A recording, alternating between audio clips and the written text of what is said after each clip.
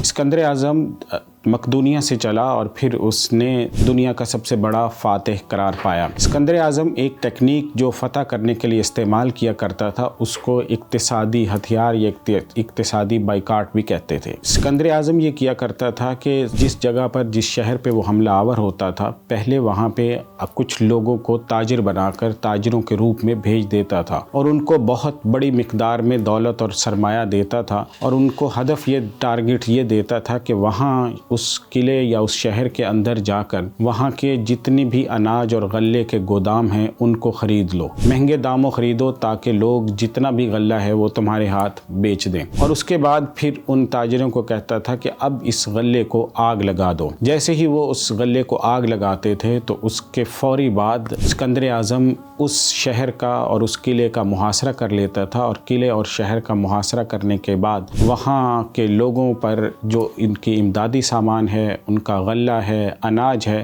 اس کی آمد کو روک دیا کرتا تھا۔ تو یوں وہاں کے جو لوگ ہیں وہ بہت جلدی سرنڈر کر دیتے تھے اور فوری طور پر ہتھیار ڈال کر اسکندر اعظم کے ماتحتی میں آ جاتے تھے۔ تو یوں اسکندر اعظم شہروں پر شہر اور ملکوں پر ملک فتح کرتا ہوا کینری آئی لینڈز تک یعنی بر اعظم افریقہ کے اختتام تک پہنچ گیا اور دنیا کا سب سے بڑا فاتح قرار پایا۔ حضور اقدس صلی اللہ علیہ وسلم جب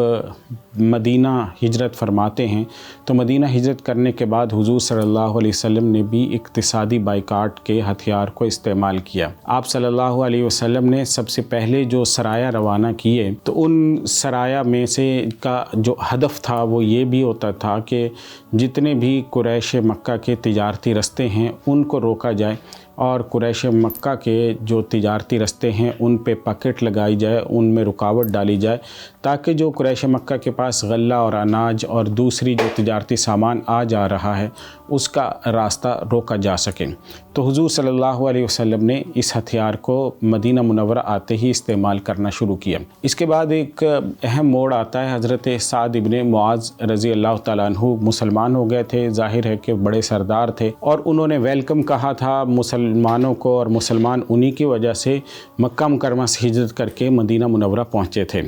تو بدر سے کچھ وقت پہلے کی بات ہے، انہی دنوں میں جب یہ سرائے چل رہے تھے تو حضرت سعد ابن معاذ رضی اللہ تعالیٰ عنہ عمرے کے لیے مکہ مکرمہ روانہ ہوئے۔ وہاں ظاہر ہے کہ قریش مکہ اور ابو جہل تھے، تو ابو جہل نے ان سے اس پر باز پرس کی کہ آپ نے حضور صلی اللہ علیہ وسلم کو اپنے پاس یعنی مدینہ منورہ میں کیوں بلایا ہے، اور اسی دوران میں ان کو تنگ کرنا چاہا۔ تو حضرت سعد ابن معاذ رضی اللہ تعالیٰ عنہ نے ان کو یہ فرمایا کہ اگر تم نے میرے خلاف کوئی بھی بات کی یا کوئی کارروائی کی یا مجھے زج کرنے اور تنگ کرنے کا سوچا تو پھر تمہارا جو تجارتی رستہ ہے شام کی طرف کا، اس تجارتی رستے میں ہم بیٹھتے ہیں یعنی مدینہ منورہ کے لوگ بیٹھتے ہیں، تو ہم تمہارا جو تجارتی رستہ ہے اس کو بند کر دیں گے اور تمہاری جو قریش مکہ کی شام کی طرف کی تجارت ہے اس کو ہم روک دیں گے۔ یہ سن کر ابو جہل پھر باز آ گیا اور انہوں نے حضرت سعد ابن معاذ رضی اللہ عنہ کو تنگ نہیں کیا۔ اس کے بعد دوسرا واقعہ پیش آتا ہے صلح حدیبیہ کے فوری بعد کا۔ یمامہ کے سردار تھے حضرت ثمامہ بن اسال رضی اللہ تعالیٰ عنہ، وہ گرفتار ہوتے ہیں اور اس کے بعد مسلمانوں کو دیکھ کر، اسلام کو دیکھ کر پھر وہ اسلام قبول کر لیتے ہیں۔ حضرت ثمامہ بن اسال اسلام قبول کرنے کے بعد عمرے کے لیے مکہ مکرمہ روانہ ہوتے ہیں۔ جب وہ مکہ مکرمہ جاتے ہیں اور وہاں عمرہ کے لیے پہنچتے ہیں، طواف کے لیے اور جو دوسرے عمرے کے ارکان ہیں وہ ادا کرنے لگتے ہیں، تو اس وقت میں قریش مکہ ان کو تنگ کرنے لگتے ہیں۔ اور فتح الباری کی روایت میں یہ لکھا ہے کہ حضرت ثمامہ بن اسال جب وہاں پہ طواف کر رہے تھے اور اپنے حج کے ارکان ادا کر رہے تھے تو قریش مکہ نے ان کو یہ کہا کہ آپ اسلام سے باز آ جائیں، اسلام کو چھوڑ دیں ورنہ ہم آپ کو قتل کر دیں گے۔ تو حضرت ثمامہ بن اسال رضی اللہ تعالیٰ عنہ نے جب یہ بات ان کی سنی تو انہوں نے یہ کہا کہ تم مجھے کچھ نہ کہو، ورنہ تمہارا جو غلہ ہے وہ یمامہ سے آ رہا ہے، میں یمامہ سے آنے والا جو تمہارا غلہ ہے اور اناج ہے اس کو روک دوں گا اور تمہارا اقتصادی بائیکاٹ کریں گے۔ اور اس کے بعد حضرت ثمامہ بن اسال رضی اللہ تعالیٰ عنہ جب یمامہ واپس گئے، وہاں کے سردار تھے ظاہر، تو یمامہ واپس پہنچتے ہی انہوں نے قریش مکہ کا جو غلہ ہے، اناج ہے، اس کی وہاں پہ برآمد کو، وہاں پہ جانے کو روک دیا اور قریش مکہ کو فاقے آنے لگے۔ پھر قریش مکہ نے حضور صلی اللہ علیہ وسلم سے یہ درخواست کی کہ آپ تو بڑی صلہ رحمی کی باتیں کرتے ہیں، رشتہ داروں کے حقوق پہ بات کرتے ہیں، اور ہم سب آپ کے رشتہ دار ہیں اور فاقوں میں مر رہے ہیں۔ ثمامہ بن اسال نے ہمارا غلے کو روک دیا ہے، آپ ان سے کہیے کہ وہ ہماری جو اناج ہے اور غلہ ہے اس کا رستہ کھول دیں۔ اس کے بعد تاریخ اسلام میں اور بھی بہت سے مواقع آتے ہیں جس میں اقتصادی بائیکاٹ کیا گیا۔ حضرت امام مالک رحمۃ اللہ علیہ 797 عیسوی کی یہ بات ہے، تو حضرت امام مالک رحمہ اللہ کے پاس لوگ سوال پوچھنے آئے کہ جو روم سے، یعنی اس دور میں عیسائیوں کے پاس سے آنے والی چیز یا پنیر ہوا کرتی تھی،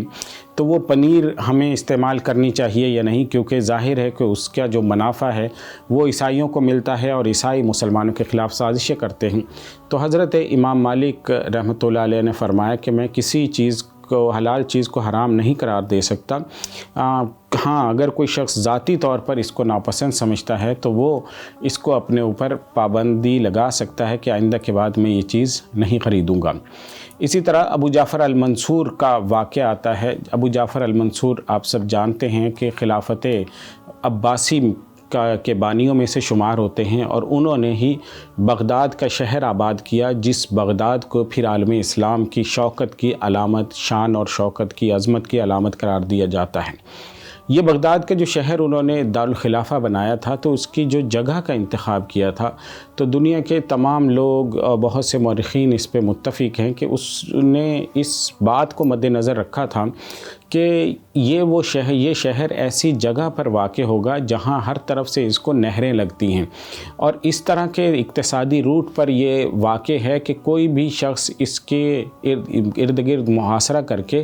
یہاں آنے والے غلے کو نہیں روک سکتا۔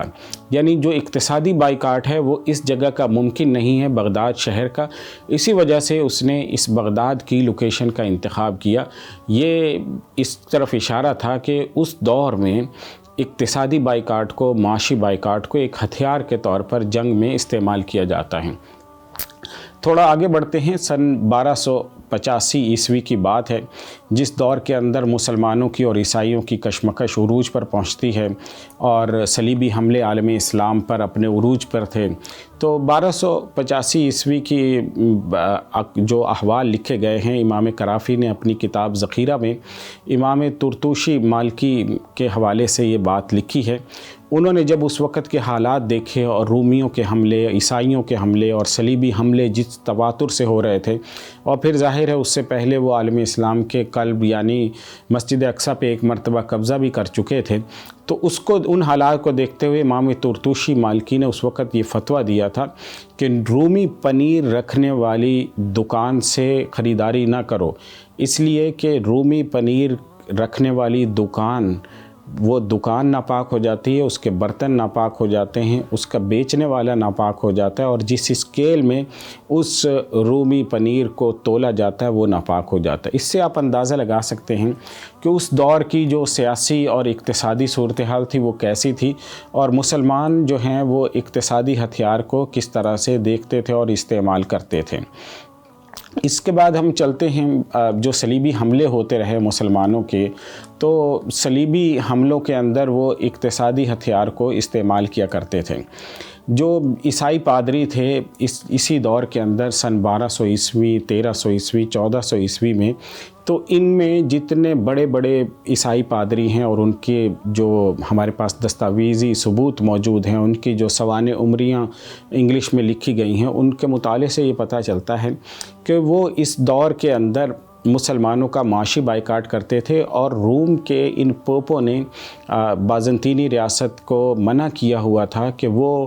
مصر سے، لیبیا سے، تیونس سے، الجزائر سے، مراکش، یعنی یہ جو اسلامی ممالک ہیں، یہاں سے کوئی بھی خریداری نہ کریں، اور باقاعدہ پوپ اس کے لیے اعلانات جاری کرتا تھا تاکہ مسلمان جو ہیں وہ اقتصادی طور پہ مضبوط نہ ہوں اور مسلمان دولت مند نہ ہو سکیں اور دولت کما کر عیسائیوں کو پر حملے نہ کر سکیں اور عیسائیوں کو شکست نہ دے سکیں۔ اس کے بعد ہم آگے اگر بڑھیں تو 1438 میں ایک اور واقعہ ہمیں ملتا ہے۔ امام مرزوق تلمسانی نے اس دور کے اندر یہ ایک فتویٰ دیا تھا کہ روم سے اس دور کے اندر یعنی یورپ سے اس دور میں کاغذ آیا کرتا تھا، اور ظاہر کاغذ مسلمانوں کی بنیادی ضرورت تھی، مسلمان لکھتے پڑھتے کاغذ پر ہی تھے، تو یہ سارا پرنٹنگ کا ہی دور تھا، تو کاغذ وہاں سے تواتر سے آتا تھا۔ امام مرزوق تلمسانی نے اس دور کے اندر فتویٰ دیا تھا کہ جو روم سے درآمد کردہ کاغذ ہوتا ہے اس کی خریداری جائز ہے یا ناجائز ہے، اور اس کے اوپر بڑی تفصیلی انہوں نے بحث کی اور رسالہ لکھا، اور یعنی اس سے آپ اندازہ لگا سکتے ہیں کہ اس دور کے اندر جو فقہاء تھے وہ اس پر بحث کر رہے تھے کہ روم سے درآمد کردہ جو کاغذ ہے کیا اس کاغذ کو ہم استعمال کر سکتے ہیں یا نہیں۔ اس کے بعد آتے ہیں 15ویں صدی عیسوی کے اندر مسلمان جو تھے وہ پورے بحیرہ روم کے اوپر قابض ہو چکے تھے۔ بحیرہ روم کا اوپر کا جو حصہ ہے یعنی یورپ کا حصہ ہے وہ بھی مسلمانوں کے پاس آ چکا تھا، یعنی جو موجودہ یورپ ہے اس کا جنوبی حصہ مسلمانوں کے پاس تھا۔ اس میں سے اسپین مسلمانوں کے پاس تھا، آگے صرف اٹلی کا حصہ وہ رہ گیا تھا، ورنہ اس کے بعد جو ہے سلوانیہ، کروشیا، بوسنیا، سربیا، مونٹینیگرو، البانیہ، مقدونیہ، یونان، یہ سارے کے سارے شہر مسلمانوں کے پاس تھے۔ یہ بلقان کی ریاستیں مسلمانوں کی تھی، اور دریائے ڈینیوب کو کہا جاتا تھا کہ عالم اسلام دریائے ڈینیوب تک اس کی سرحدیں پھیلی ہوئی ہیں۔ تو یہ جو خطہ تھا یعنی بحیرہ روم تھا، اس پورے بحیرہ روم کو بحیرہ اسلامیہ کہا جاتا تھا، کیونکہ اس بحیرہ روم کے اوپر اور نیچے دونوں طرف اسلامی ممالک ہوتے تھے۔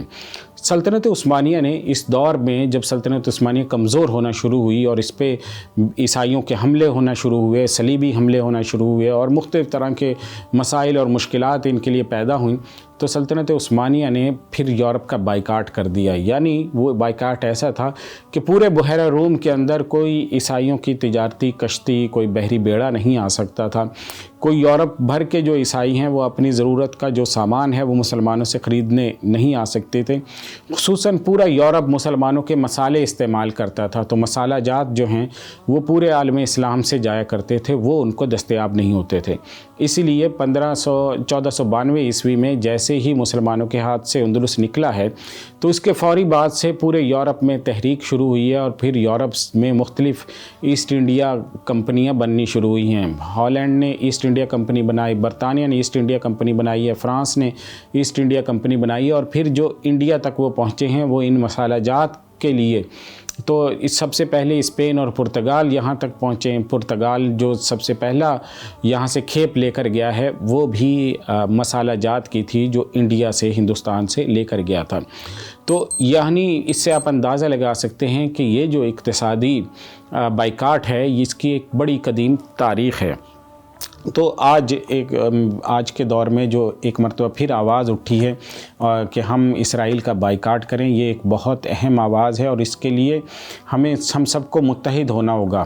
آج سے پہلے سن 2005 میں ہم نے دیکھا تھا کہ ڈنمارک کے ایک اخبار نے جب گستاخانہ خاکے شائع کیے تھے تو پورے عالم اسلام نے، خصوصاً جو گلف کنٹریز ہیں انہوں نے بائیکاٹ کیا تھا آرلا فوڈ کا، جو بڑی فوڈ کمپنی تھی ڈنمارک کی، اور اب تک کا ڈیٹا بتاتا ہے کہ اس نے کولیپس کر دیا تھا آرلا فوڈز کو۔ 40 کروڑ ڈینش جو کرون ہیں وہ اس کو نقصان اٹھانا پڑا تھا اس کی وجہ سے۔